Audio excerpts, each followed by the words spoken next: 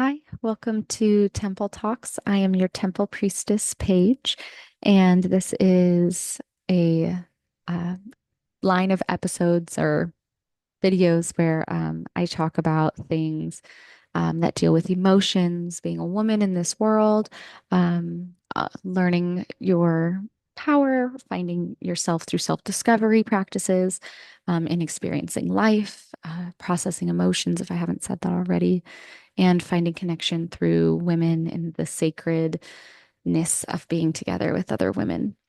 Um, Today, I'm going to be talking more about something that's heavy, grief. As we enter into this season of honoring our ancestors, whether it's Halloween, Samhain, Diwali, Dia de los Muertos, and All Saints Day, Souls Day, people across the world, different cultures, different religions, different spiritualities are in a season of honoring the connection of us and those who have passed. For me, this season is filled with processing emotions and grief that I hold around the loss of my son, Gideon.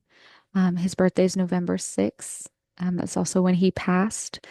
And it is a season for me of just deep learning, deep feeling, deep wisdom. Uh, I have learned a lot on this journey, but I have no advice.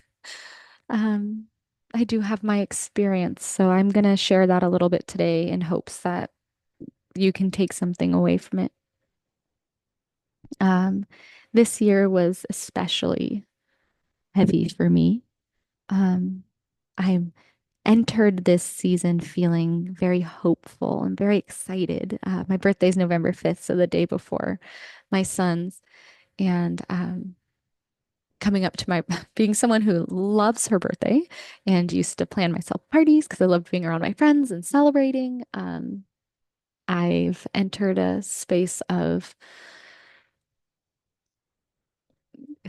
fear coming up to these holidays, not knowing how the emotions are going to hit me. But this year was different. I was so excited. And then about a week before now, um, it all hit me deeper because this would have been his star birthday. 6 years on the 6th. That's how old he would be. 6 years.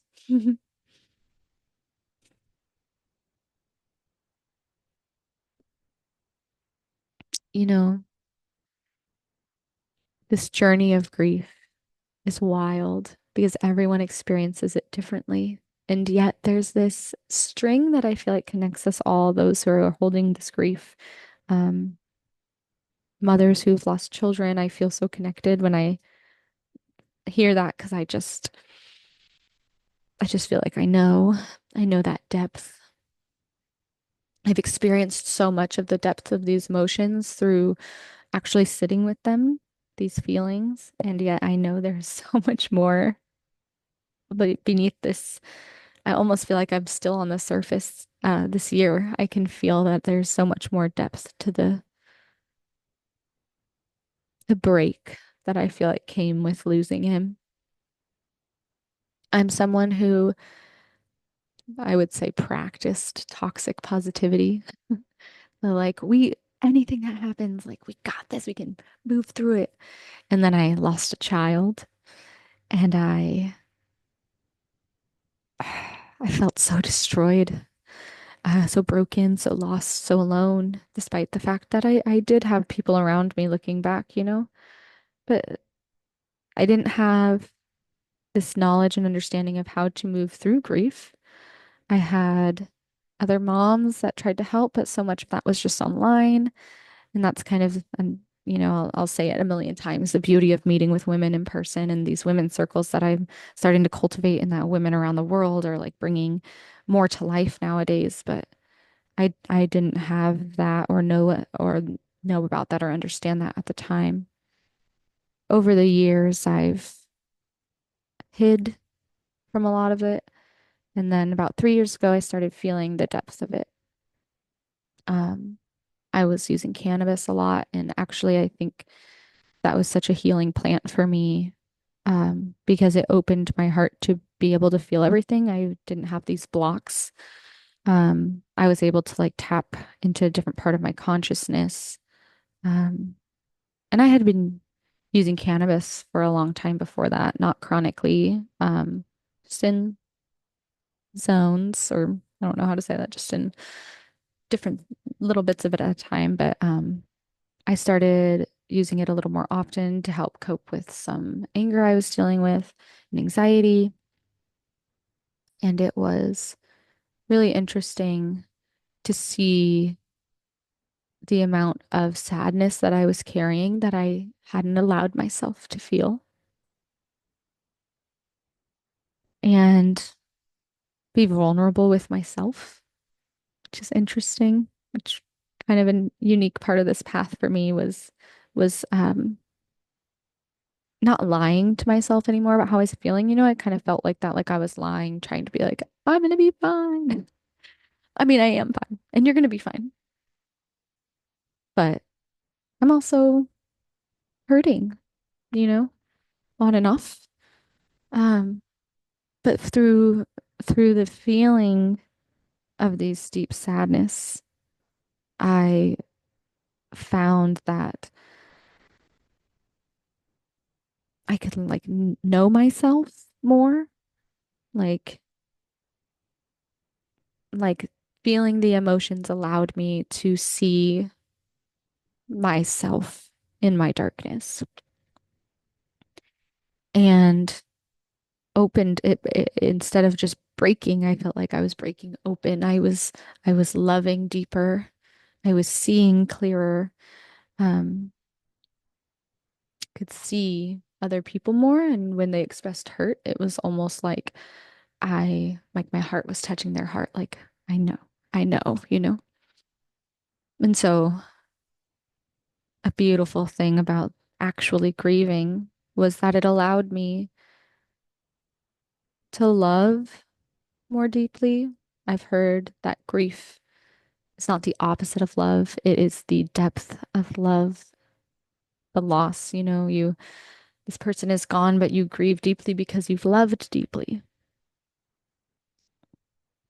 And some people grow up with this understanding of life and death that's a little different than what I grew up with. I grew up with Catholicism and heaven, which is beautiful, if that's how you subscribe to things. But I also lost my understanding of Catholicism. And so I moved into this new space of spirituality and understanding where I have no idea what happens after this life.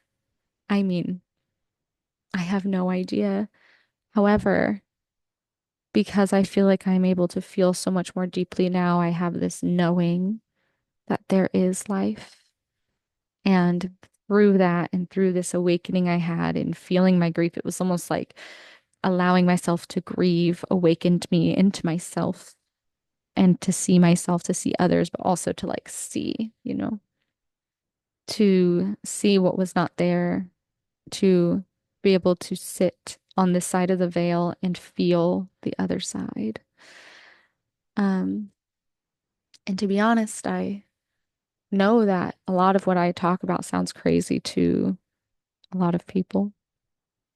This understanding that I can speak with my son, that I can feel my son. But I also found a community of people who do this, and it's normal for them, and they grow up in this idea that death is not the end, and it doesn't have to be this terrifying thing, or this thing where like we're never with our people anymore. It's a beautiful thing where they leave this life and they go to something that is just love. Um, and if I haven't said this already, this video is going to be more like a diary, and kind of in flow, a little chaotic, I'm sure. But that's grief, man.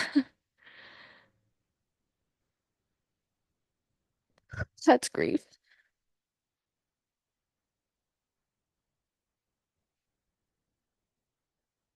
I feel like this year I'm meeting this new layer of myself. And instead of the chaos, I would say I'm more grounded in my grief, more accepting, more feeling in the flow of it, allowing myself to feel as the feelings come instead of holding it and then releasing. And instead of releasing, I almost feel like I'm honoring these feelings more. And I hope on your journey you find this because so often I'm crying so I don't have to feel it. I'm getting it out, you know, instead of understanding that grief is a part of me. Um, it is doesn't and it doesn't have to be this grief that is like all destruction and tearing myself apart. Like it has felt in the past like I'm in this energy that I can't escape, you know. And it felt like that for a while. I'm just like in this energy, I can't get away from it. And I'm learning that I'm not supposed to. I don't think we're supposed to escape all of these things. I don't think we're supposed to always release the rage, release the sadness, release the fear. I think we're supposed to allow these feelings to be part of us and learn how to respond and hold them and make ourselves and our energy big enough to encompass our entire self, which is all of the emotions, all of the energy, all of the experiences that we've had to be able to sit and say, this is my life, these are my experiences. I'm not pleased with every experience I've had. I'm not happy with them. I regret some. I'm angry at some. I'm in love with a lot. But our current state creates that future. And so if we're able to sit in these spaces where we can hold ourselves in our totality, it's much more grounded, I am finding. But it doesn't change that I'm sad. And I've learned a lot on this journey, and it's made me a better mother to my two daughters I have now. To be able to feel through these things, I feel I am more conscious. I am more spiritual. I feel like I'm connecting to this child self of mine that used to sit in church and make the flames. I would sit there and talk to the fire. Or I saw an angel in church once, and I felt so full going to church growing up until I was like in high school. That's a whole nother story. But I was very connected to this world and the next, and I honored that, and I feel I'm coming back to that a lot. As a priestess, I guess I should be, huh? But I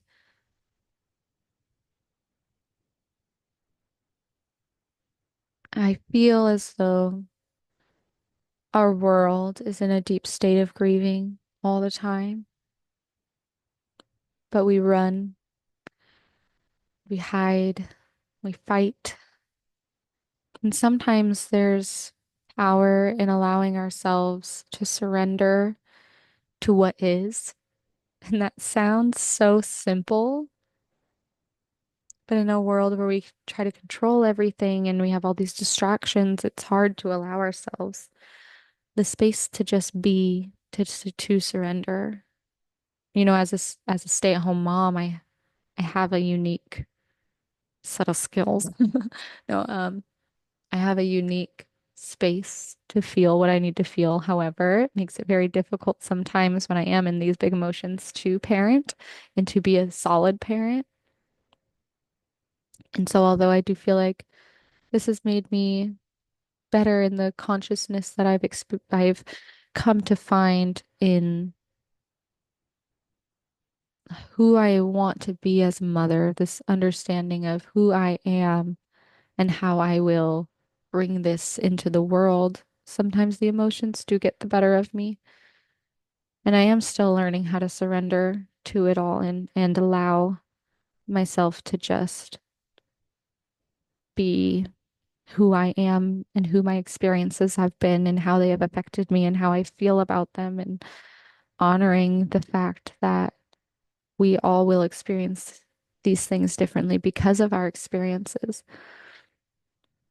But hopefully remembering that there are good people that want to sit with you and want to be there for you. And if you do look for the support, I hope you find it. This month in our women's circle, which is November 9th, show up. We're going to be outside at a park here in Phoenix, Arizona. Um, my wonderful friend Kisa is going to join, and she is a therapist, a multidimensional woman. She is kind and gentle and grounding and fierce, super funny, um, but wonderful. And she's going to help lead the story of our grief and beginning to process. Um, I have a virtual women's connective center, and me and three other wonderful women put that together. And I encourage you to come if you have some grief on your heart and you want to just find yourself in it a little bit. And I encourage you to meet yourself with the kind of grace that you would meet the person you love most in the world and the person who you feel is absolutely wonderful. I hope you see yourself in that and can give yourself the love and grace to feel through and be in your grief. 6 years.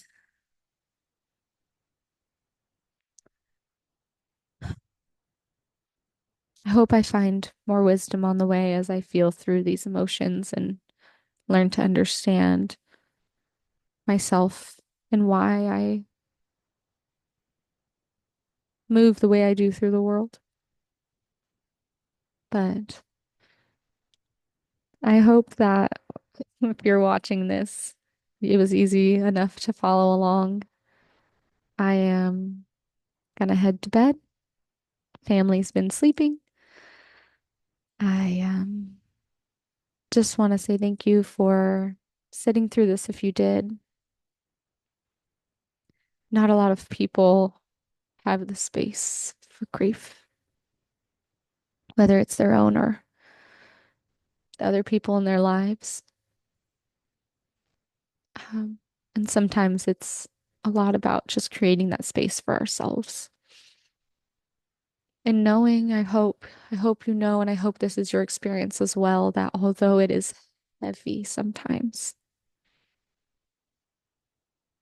you can hold it all. You can let go of what you need to, hold on to what you need to, breathe in to your feelings. Don't let them go immediately. There's wisdom.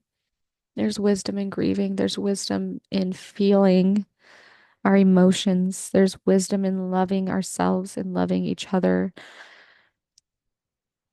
And I just know our loved ones visit or stay, and that they wouldn't want us. They wouldn't want us to run from this. They would want us to feel the love and not to stay in the chaos, but to find the ground in our grief. So I hope I hope you have a wonderful evening or day whenever you're watching this. And I thank you again for sitting with me while I sit with my grief a little bit. Much love, and I hope I helped in some way, or I don't know. I just don't know how to sign off here. Uh, have a good night.